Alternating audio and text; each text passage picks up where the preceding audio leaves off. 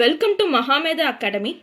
இந்த வீடியோவில் நாம் இன்கம் டேக்ஸில் இன்னும் சில basic concepts and tax liability எப்படி கேல்குலேட் பண்ணணும்னு பார்க்கலாம். ஸோ ஃபஸ்ட் நம்ம கேபிட்டல் வர்சஸ் ரெவென்யூ பார்க்கலாம். ஸோ அதில் ரெசிப்ட் பற்றி பார்க்கலாம். So that means capital receipt versus revenue receipt. So capital receipt is not liable to tax except in case of capital gain, and revenue receipt is taxable and it is not exempted. Capital receipt வந்து taxable இல்லை, capital gain தவிர it is non taxable. capital gain ஹெட்டுக்கு மட்டும்தான் capital receipt is taxable, and revenue receipt வந்து is taxable and இதுக்கு எந்த எக்ஸம்ஷனும் இல்லை. So receipt in lump sum or in installments. So ஒரு person வந்து ஏதோ ஒரு கேஷ் வாங்கிக்கிறாங்க ஏதோ ஒரு பர்பஸ்க்காக. அந்த கேஷ் வந்து சில பேர் லம்சமாக கூட வாங்கிப்பாங்க அட் அ டைமாக, இல்லாட்டி over a period of years over a period of மந்த்ஸில் கூட இன்ஸ்டால்மெண்ட்ஸ் வாங்கிப்பாங்க. ஸோ அது ரெண்டுத்துலேயும் எந்த டிஃப்ரென்ஸும் இல்லை இன்கம் டேக்ஸ் பொறுத்த வரைக்கும். So there is no difference in nature. So அந்த receipt either in lump sum or in installments ரெண்டு ரெசிப்ட்ஸ் எது வந்தாலும் அதை ரெவென்யூ ரெசிப்டாக தான் எடுத்துப்பாங்க. So revenue receipt is a taxable. So அது ரெண்டு type of receipt taxable. Next வந்து nature of receipt in hands of recipient. So it is determined in the hands of person receiving, not by the source from which the amount is coming. ஒரு amount வந்து ஒரு person ஒரு amount வந்து ஒரு person வாங்கிக்கிறாங்க, அந்த இன்னொரு person கொடுக்குறாங்க அந்த அமௌண்ட்டை ஒரு பர்பஸ்க்காக. ஸோ அந்த நேச்சர் வந்து எந்த க்ரைட்டீரியாவில் டிட்டர்மைன் பண்ணுவாங்கன்னா it is in the hands of person receiving. So யார் அந்த அமௌண்ட் ரிசீவ் பண்ணுறாங்களோ அவங்க பெர்ஸ்பெக்டிவில் தான் அந்த நேச்சர் ஆஃப் ரிசிப்டை டிட்டர்மைன் பண்ணுவாங்க. ஸோ யார் அந்த அமௌண்ட் கொடுக்குறாங்களோ அவங்களோட பெர்ஸ்பெக்டிவ் தேவையில்லை. ஸோ நெக்ஸ்ட் வந்து accounting treatment. So books of accounts may not alter its characteristics. So இந்த கேபிட்டல் ஆர் ரெவென்யூ ரெசிப்ட் வந்து இந்த புக்ஸ் ஆஃப் அக்கௌண்ட்ஸ் படியே இருக்கணும். அந்த புக்ஸ் ஆஃப் அக்கௌண்ட்ஸ் வந்து அந்த கேபிட்டலாக ரெவென்யூ அந்த நேச்சரை ஆல்டர் பண்ணக்கூடாது. நெக்ஸ்ட்டு வந்து income from wasting assets. So income from wasting அசெட்ஸ்னால் ஒரு ப்ரொடக்ஷனில் வந்து சில ப்ராடக்ட்ஸ் எல்லாம் உருவாகும், சிலதெல்லாம் வேஸ்ட்டாக போகும். அது வந்து வித் ஸ்க்ராப் வேல்யூ ரியலைஸ் ஆகும். ஸோ அது வந்து இன்கம் டேக்ஸில் டாக்ஸபிளா அப்படின்னு கேட்டால் of course it is taxable. So income tax பொறுத்த வரைக்கும் எந்த இன்கம் வந்தாலும் அது ஒரு taxable, either from the main product or from the scrap product or waste product. So எந்த ப்ராடக்ட் வந்தாலும் இன்கம் வந்தால் அது ஒரு டாக்ஸபிள். ஸோ நெக்ஸ்ட் வந்து magnitude of receipt. Big or small cannot decide the nature. So சில பேருக்கு சின்ன அமௌண்ட்டாக இன்கம் வரும், சில பேருக்கு பெரிய அமௌண்ட்டாக இன்கம் வரும். ஸோ அது வந்து டிசைட் பண்ணுமான்னு பார்த்தா டிசைட் பண்ணாது. That doesn't decide the nature of the receipt. So எப்படி இருந்தாலும் either big or small, anyway it is taxable according to income tax. Next வந்து test as the purpose of keeping article. So இதுக்கு என்ன அர்த்தம்னா, ஒரு example வந்து ஒரு furniture இருக்குது, நார்மல் பர்சன் வந்து அந்த ஃபர்னிச்சரை சேல் பண்ணுறாங்க. ஸோ நார்மல் பர்சன் மீன்ஸ் அவங்க ஒரு பிஸ்னஸ் மேனாக இருக்கணும்னு அவசியம் இல்லை. ஸோ அந்த பர்சன் வந்து ஃபர்னிச்சரை சேல் பண்ணுறாங்கன்னா அது ஒரு கேபிட்டல் ரெசிப்ட். இன்கேஸ் ஒரு ஃபர்னிச்சர் டீலர், ஒரு ஃபர்னிச்சர் பிஸ்னஸ் பண்ணுறவங்க இந்த ஃபர்னிச்சர்ஸை விற்றாங்கன்னா அது ஒரு ரெவென்யூ ரெசிப்ட். ஏன் அவங்களுக்கு ஒரு ரெவென்யூ ரெசிப்ட்னா அவங்களுக்கு இது ஒரு ப்ராடக்ட் மாதிரி. ஏன்னா ஃபர்னிச்சர் பிஸ்னஸ் பண்ணுறவங்களுக்கு ஃபர்னிச்சர் தான் அவங்களோட ப்ராடக்ட்ஸ். ஸோ அதனால் அவங்களுக்கு இது ஒரு ரெவென்யூ ரெசிப்ட். பிகாஸ் அவங்களுக்கு இது daily activities. It is one of the daily activities to resale the furnitures. So அவங்களுக்கு இது ஒரு revenue receipt. But in case of normal பர்சன்ஸ்க்கு வந்து இந்த ஃபர்னிச்சர் விற்கிறது தான் டெய்லி இல்லை, எப்பயாவது தான் ஃபர்னிச்சர் வேணாம் அப்படின்னு சொல்லி தான் விற்பாங்க. ஸோ அவங்களுக்கு இது ஒரு டெய்லி ஆக்டிவிட்டி இல்லை. ஸோ அதனால தான் நார்மல் பர்சனுக்கு இது ஒரு கேபிட்டல் ரெசிப்ட் அண்ட் ஃபர்னிச்சர் டீலருக்கு இது ஒரு ரெவென்யூ ரெசிப்ட். ஸோ இப்போ நம்ம capital receipt versus revenue receipt பார்த்துட்டோம். இப்போ நம்ம capital expenses versus revenue expenses பற்றி பார்க்கலாம். So capital expenses is not expenses that is not deductible, and revenue expenses expense that is deductible. So income tax பொறுத்த வரைக்கும் capital expense ஒரு எக்ஸ்பென்ஸாகவே கருத மாட்டாங்க. So it is not deductible. But revenue எக்ஸ்பென்சஸை தான் ஒரு எக்ஸ்பென்ஸாகவே எடுத்துப்பாங்க. So that is deductible in according to income tax. So அதில் ஃபஸ்ட் பாயிண்ட் என்னென்னா capital asset belonging to third parties. So இப்போ ஒரு பர்சன் வந்து ஒரு கேபிட்டல் அசெட்காக எல்லாம் எக்ஸ்பென்ஸ் பண்ணுறாங்க. ஸோ பட் அந்த அசெட் வந்து அவங்களோட அந்த பர்சனோட அசெட் இல்லை, யாரோ வேறு ஒரு தேர்ட் பார்ட்டியோட அசெட். ஸோ அந்த அசெட்டுக்காக இவங்க ஸ்பெண்ட் பண்ணுறாங்க. Though it is a capital expense. அந்த எக்ஸ்பென்ஸை கேபிட்டல் எக்ஸ்பென்ஸை எடுத்துக்க மாட்டாங்க, ரெவென்யூ எக்ஸ்பென்ஸை தான் எடுத்துப்பாங்க. Because that capital asset is not belonging to that person who is spending that capital asset is belonging to the third parties. So அதனால தான் capital expense இருந்தால் கூட அந்த எக்ஸ்பென்ஸை ரெவென்யூ எக்ஸ்பென்ஸாக தான் எடுத்துப்பாங்க. So profit earning process in case ஒரு expense வந்து ஒரு ப்ராஃபிட் ஜென்ரேட் பண்ணுறதுக்காக ஒரு ப்ராஃபிட்டை ஏர்ன் பண்ணுறதுக்காக செலவு பண்ணுறாங்கன்னா அந்த எக்ஸ்பென்ஸ் வந்து ரெவென்யூ எக்ஸ்பென்ஸாக எடுத்துப்பாங்க. So since it is revenue expenses it is deductible according to income tax. So next வந்து payment made to rival dealer to ward off competition in business. So இதுக்கு என்ன அர்த்தம்னா ஒரு பிஸ்னஸ் மேன் இல்லை ஒரு டீலர் வந்து அவங்களுக்கு பிஸ்னஸ்க்கு போட்டியாக இன்னொரு பிஸ்னஸ் மேன் இல்லை இன்னொரு டீலருக்கு பே பண்ணுறாங்க. எதுக்குன்னா என் பிஸ்னஸில் நீங்கள் காம்படிஷனாக இருக்காதீங்க, போட்டியாக இருக்காதீங்க, இந்த பிஸ்னஸை நீங்கள் பண்ணாதீங்க அப்படின்னு சொல்லி சில பேமெண்ட் கொடுப்பாங்க. ஸோ அந்த பேமெண்ட் வந்து ஒரு கேபிட்டல் எக்ஸ்பென்ஸாக தான் எடுத்துப்பாங்க. So since it is capital expense it is not expenses according to income tax, so it is not deductible. So next வந்து if expenses which is a part of working expense it is considered as a revenue expense. So அந்த எக்ஸ்பென்சஸ்லாம் செலவு பண்ணுறதுக்கெல்லாம் என்ன நேச்சர்னா it is considered as a revenue expense, so it is deductible. So next is about fixed capital versus circulating capital. So fixed capital na the capital which is invested for more than 1 year for the longer period, and circulating capital na the capital which is invested for less than 1 year, that is for short period. Short period financing is for circulating capital and long period financing is for fixed capital. So fixed capital is the capital nature and circulating capital is the revenue nature. So ஒரு பிஸ்னஸை start பண்ணுறதுக்கு இல்லை ஒரு பிஸ்னஸை extend பண்ணுறதுக்கு உண்டான expense எல்லாம் will be considered as capital expenses. And ஒரு பிஸ்னஸை ரன் பண்ணுறதுக்கு இல்லை ஒரு பிஸ்னஸ்லேருந்து ஒரு ப்ராஃபிட் ஜென்ரேட் பண்ணுறதுக்கு உண்டான எக்ஸ்பென்ஸ் எல்லாம் will be considered as revenue expenses. Raw materials எந்த ஒரு தடை இல்லாமல் ரெகுலராக சப்ளை வரணும் for certain period of years. So அதுக்கு வந்து பிஸ்னஸ் மேன் செலவு பண்ணுவாங்க, ரெவென்யூ எக்ஸ்பென்ஸாக தான் எடுத்துப்பாங்க. Because it is one of the business activities to run the business, so it is considered as revenue expenses. So next point is about goodwill. So first is acquisition of goodwill. So ஒரு goodwill வந்து purchase பண்ணுறாங்க இல்லை ஒரு goodwill தானாக generate ஆகுது. So அந்த expenses எல்லாம் capital எக்ஸ்பென்சஸாக எடுத்துப்பாங்க. ஸோ அந்த பேமெண்ட் அந்த எக்ஸ்பென்ஸ் வந்து either in lump sum or installment that doesn't matter. Anyway எந்த பேமெண்ட்டாக இருந்தாலும் that will be considered as a capital expenses.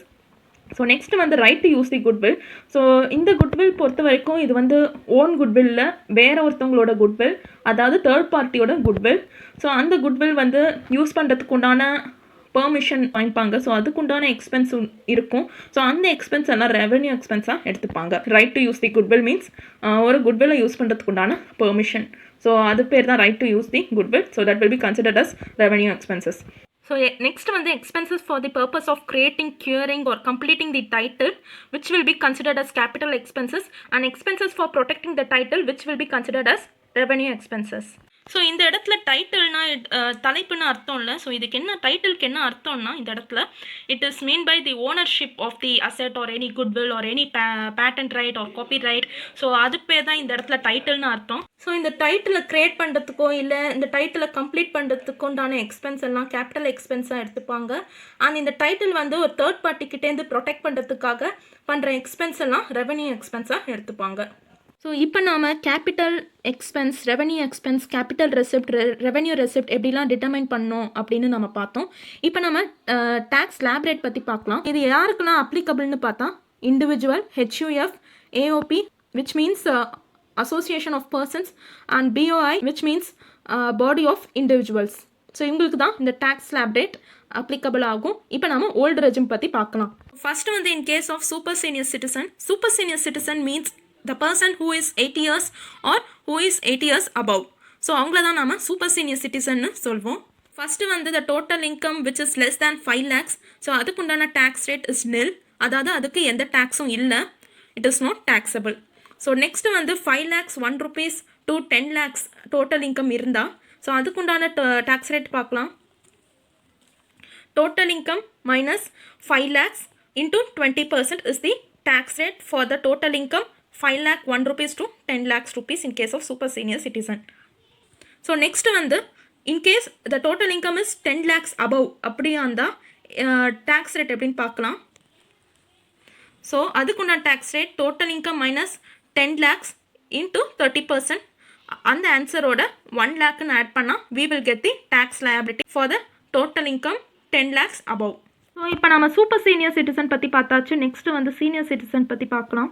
So senior citizen is the person who is 60 years or 60 years above but less than 80 years. So அதாவது 60 years to 79 years தான் senior சிட்டிசன்னு சொல்வோம். So அவங்களுக்கு உண்டான tax slab rate பற்றி பார்க்கலாம். So first வந்து if the total income is less than 3 lakhs அப்படின்னு வந்தால் it is nil. So it is not taxable. So next வந்து if the total income is 3 lakhs 1 rupees to 5 lakhs அப்படின்னு இருந்தால் total income minus 3 lakhs into 5%. So that is the tax liability for the total income 3 lakh 1 rupees to 5 lakh. So next is about if the total income is 5 lakh 1 rupees to 10 lakhs அப்படின்னு இருந்தால் so அதுக்குண்டான tax liability total income minus 5 lakhs into 20%. So அந்த வர ஆன்சரோட 10,000 add பண்ணால் we will get the tax liability for the 5 lakh 1 rupees to 10 lakhs total income. So next வந்து if the total income is 10 lakhs above அப்படி இருந்தால் எப்படி tax liability calculate பண்ணோன்னா total income minus 10 lakhs into 30%. So அந்த ஆன்சரோட we have to add to 1,10,000 rupees. So அப்படி add பண்ணால் we will get the tax liability for the total income 10 lakhs above. So this is the tax slab rate for the senior citizen. So next நாம other persons ஓட tax slab rate பற்றி பார்க்கலாம். So other persons means the persons who are below 60 years, அதாவது normal individual. So அவங்களுக்கு உண்டான slab rate பற்றி பார்க்கலாம். So first வந்து if the total income is less than 2,50,000 அப்படின்னு வந்தால் the tax rate is nil. So it is not taxable. And in case the total income is 2,50,000 1 rupee to 5 lakhs rupees இருந்தால் the tax liability is total income minus 2,50,000 into 5%. So that is the tax liability for the total income of 2,50,000 1 rupees to 5 lakhs. So next வந்து in case the total income is 5 lakh 1 rupees to 10 lakhs அப்படின்னு வந்தால் so அதுக்குண்டான tax liability என்னன்னா total income minus 5 lakhs into 20%. So அந்த வர ஆன்சரோட we have to add to 12,500. Then we will arrive the tax liability for the total income of 5 lakh 1 rupees to 10 lakhs rupees. And next வந்து in case the total income is 10 lakhs above அப்படி இருந்தால் so how we have to calculate means total income minus 10 lakhs into 30% plus 1,12,500 we will get the tax liability for the total income 10 lakhs above. இந்த இடத்துல total income denotes the full total income after certain deductions or any exemptions or income arrive ஆகும். That is for the whole 1 year, right from the 1st April till the 31st March அதுக்குண்டான total income of the assessee or any individual. So அதை பேர் தான் நம்ம total incomeனு சொல்வோம். So it is not any monthly or quarterly or any halfly. It is for the 1 year period income right from the 1st April till the 31st March. So these are the old regime tax slab rate for the super senior citizen and other persons, and this tax slab rate which will be applicable only to the individual, HUF, and association of persons which is also known as AOP, and body of individuals which is also known as BOI. So இப்போ நம்ம rebate பற்றி பார்க்கலாம். Rebate comes under the section 87A of Income Tax Act.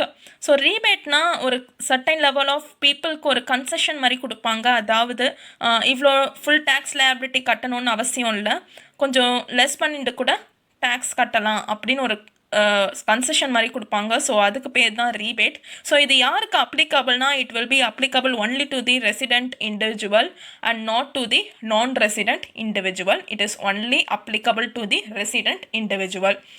And இதுக்கு என்னென்ன கண்டிஷன்ஸ்னால் அந்த resident இண்டிவிஜுவலோட total income வந்து 5 lakhsக்கு மேலே excite ஆகக்கூடாது. அதாவது அந்த டோட்டல் இன்கம் வந்து 5 lakhs rupeesக்கு கீழே தான் இருக்கணும். So that is the condition. And next is quantum of rebate.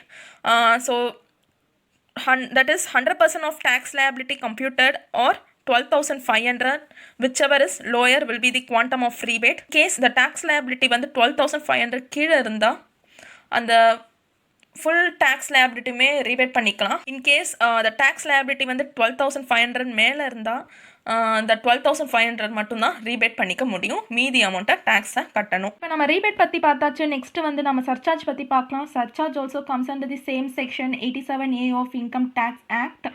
And surcharge வந்து it's like an additional tax மாதிரி தான். ஸோ நார்மலாக சர்சார்ஜ் வந்து ரீபேட்லாம் டிடக்ட் பண்ண அப்புறம் தான் நம்ம மீதி இருக்கிற அமௌண்ட்டை வச்சு சர்சார்ஜ் கால்குலேட் பண்ணுவோம். ஸோ அதை வச்சு நம்ம இப்போ பார்க்கலாம். If the total income is less than 50 lakhs அப்படி வந்தால் it is nil, so there is no surcharge.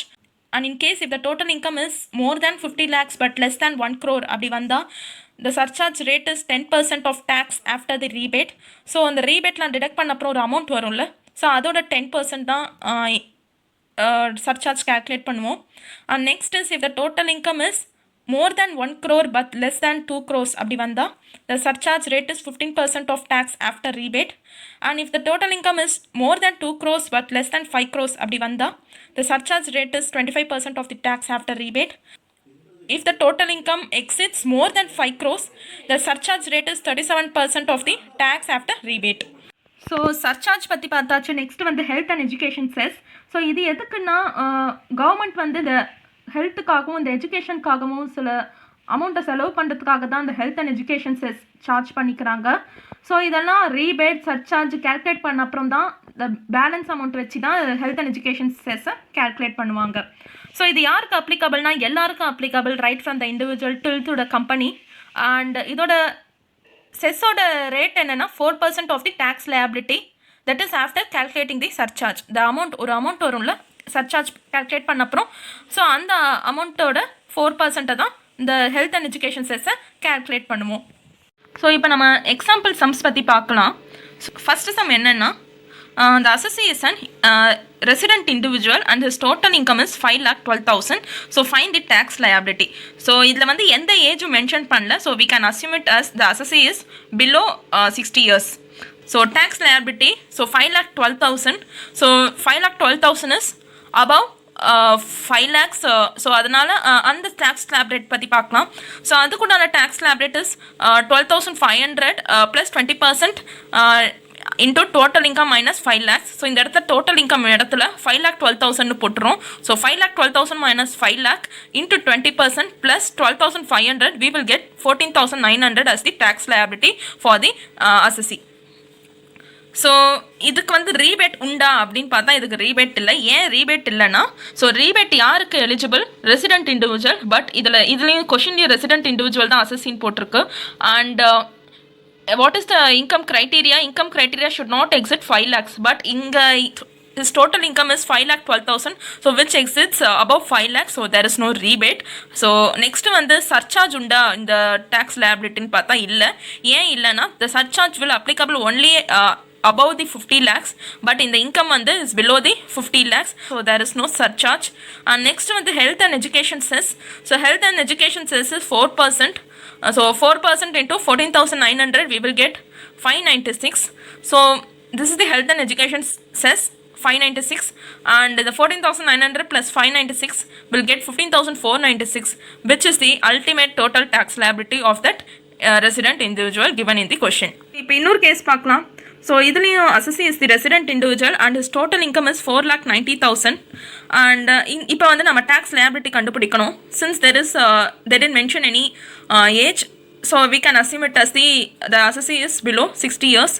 So the tax liability is 5 lakhs கீழே தான் இருக்குது, தட் இஸ் 2,50,000 மேலே இருக்குது, பட் 5 lakhs கீழே இருக்குது. ஸோ அதுக்குண்டான டேக்ஸ் ஸ்லாப் ரேட் வச்சு டேக்ஸ் லைபிலிட்டி கண்டுபிடிக்கலாம்.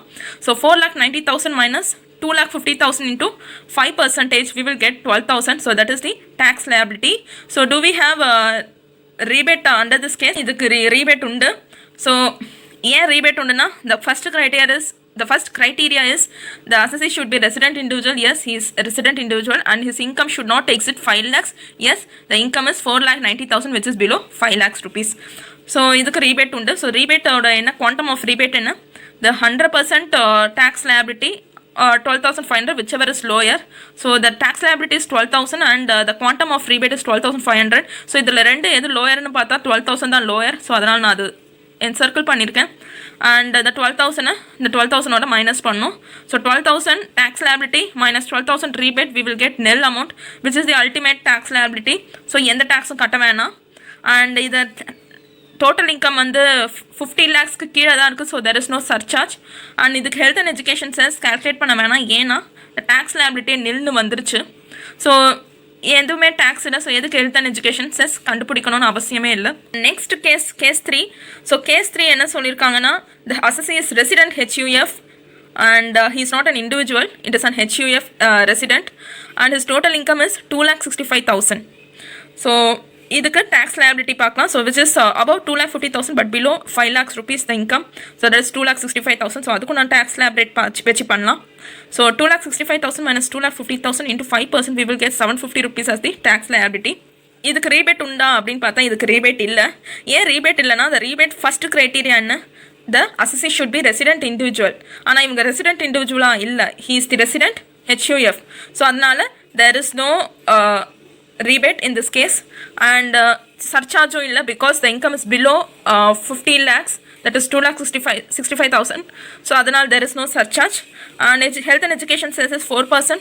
So 750 into 4% we will get 30 rupees. So in the tax liability health and education cess renni add panna we will get 780 rupees. This is the ultimate tax liability. Next is case for the assessee is non-resident individual and his total income is 2,60,000. So adukku nan tax liability patti paakalam. So 5% into 2,60,000 minus 2,50,000 we will get 500 rupees. This is the tax liability. So idukku rebate irukka illa, yen illana because the first criteria of the rebate is the assessee should be resident individual. Ana question la enna kuduthirukanga, the assessee is non-resident individual, so he is not eligible for rebate. 50 lakhs ku கீழே தான் இன்கம் இருக்குது. So there is no surcharge. And health and education cess பற்றி பார்க்கலாம். So for 500 into 4% which is equal to 20 rupees, that is the health and education cess, and 500 plus 20, 520 rupees is the ultimate tax liability. So இப்போ நம்ம volt regime பற்றி பார்த்தாச்சு. இப்போ நம்ம new regime tax rate பற்றி பார்க்கலாம். So it comes under the section 115 BAC of income tax act. So இதுவும் individual HUF AOP BOI எல்லாருக்கும் அப்ளிகபிள் ஆகும். ஸோ இந்த ஓல்ட் ரெஜிம்க்கும் நியூ ரெஜிம் டேக்ஸ் ரேட்டுக்கு என்ன டிஃப்ரென்ஸ்னா, ஓல்ட் ரெஜிமில் வந்து சில எக்ஸம்ஷன்ஸ் அண்ட் டிடக்ஷன்ஸ் கிளைம் பண்ணலாம். But in case of new regime tax rate வந்து எக்ஸம்ஷன்ஸ் டிடக்ஷன்ஸ் கிளைம் பண்ண முடியாது. For example LTC leave travel concession and salary ஹெட்டுக்கெல்லாம் 50,000 ஸ்டாண்டர்ட் டிடக்ஷன் இருக்கும், அதெல்லாம் கிளைம் பண்ண முடியாது அந்த new regime tax rate. And interest on housing loan, so இதுவும் கிளைம் பண்ண முடியாது. ஸோ இதெல்லாம் நியூ ரெஜிம் டாக்ஸ் ரேட்டில் எக்ஸம்ஷன்ஸ் டிடக்ஷன்ஸ்லாம் கிளைம் பண்ண முடியாது. ஸோ அதோட டாக்ஸ் ரேட்டும் கொஞ்சம் டிஃபர் ஆகும். ஸோ அது என்னென்னு பார்க்கலாம். ஸோ ஃபர்ஸ்ட் ஒன் வந்து the total income is below 2,50,000 வந்தால் the tax rate is nil. If the total income is 2,50,000 1 rupee to 5 lakhs abhi vanda, the tax rate is 5%. And in case of total income 5 lakh 1 rupees to 7,50,000, the tax rate is 10%.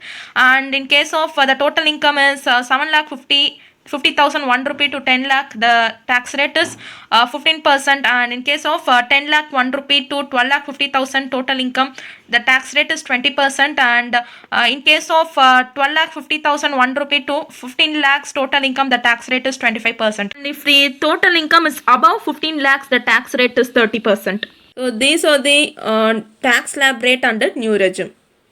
So இப்போ நம்ம individual HUF AOP BOI so அவங்களோட tax rate பற்றி பார்த்தாச்சு. இப்போ நம்ம firm or limited liability partnership which is also known as LLP, so அவங்களோட tax rate பற்றி பார்க்கலாம். ஸோ இதுக்கு வந்து tax rate is 30% of the total income and the surcharge is 12% of the tax liability. And அது கூட surcharge எப்போ applicable ஆகும்னா, if the total income is above 1 crore. இப்போ 1 crore கீழே இன்கம் இருந்தால் there is no surcharge. And health and education cess is 4% of tax liability after surcharge. So அந்த surcharge calculate பண்ண சர்சார்ஜ் ஆட் பண்ண அப்புறம் ஒரு ஆன்சர் வரும், அதாவது டேக்ஸ் லயபிலிட்டி. ஸோ அதோட 4% கேல்குலேட் பண்ணால் we will get health and education cess. So next is about company tax rate. So company tax ரேட்டில் டொமஸ்டிக் கம்பெனி பற்றி பார்க்கலாம். ஸோ டொமஸ்டிக் கம்பெனியில் வந்து 2 இது இருக்குது. First one is if the turnover or gross receipt in previous year 2018 to 2019 the income should be less than 400 crores. So இதுக்கு என்ன அர்த்தம்னா, அந்த 2018 to 2019 ப்ரீவியஸ் இயர் இருக்குல்ல, ஸோ அந்த இயருக்கு மட்டும்தான் இது அப்ளிகபிள். ஸோ அந்த இயரில் வந்து இந்த டர்ன் ஓவரோ இல்லை இந்த கிராஸ் ரிசிப்டோ 400 crores-க்கு கீழே இருந்தால் the tax rate is 25%. So it is applicable only to the year of 2018 to 2019. So not for all the year. And other cases in the criteria இல்லாமல் வேறு ஏதாவது கேஸ் இருந்தால் the tax rate is 30%. So it is only for the domestic company. So the next is about other than domestic company. So domestic company is nothing but the foreign company. So இதுக்குண்டான tax rate is 40%. இதில் ஒரு note கொடுத்துருக்காங்க. அது என்னன்னா royalty and fees for technical services.